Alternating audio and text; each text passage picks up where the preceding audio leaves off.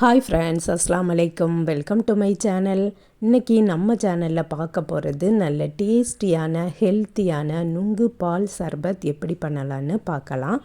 நுங்கு ரொம்பவே நல்லது, உடம்பு சூட்டை தணிக்கக்கூடியது.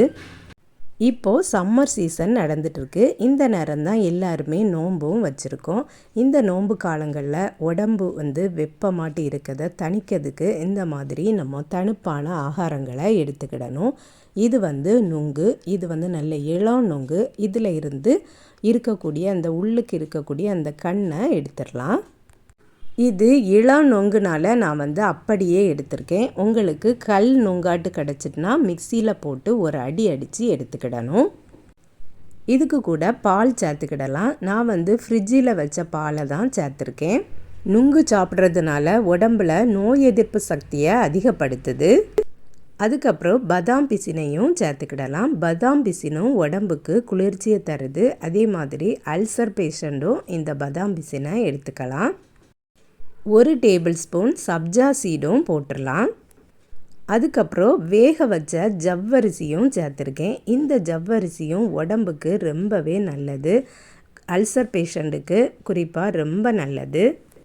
அதுக்கப்புறம் நன்னாரி சர்பத்தையும் ஊற்றிடலாம். நன்னாரி சர்பத் ஊற்றிருக்கிறதுனால இதில் எக்ஸ்ட்ரா நம்ம ஸ்வீட் சேர்க்க வேண்டிய அவசியம் இல்லை. பார்க்கவே நல்ல சூப்பராட்டு இருக்குது. குடிக்கவும் நல்ல டேஸ்டியாட்டு இருக்கும். உங்களுக்கு ஐஸ் கட்டி விருப்பம்னா நீங்கள் ஐஸ் கட்டி போட்டுக்கிடுங்க.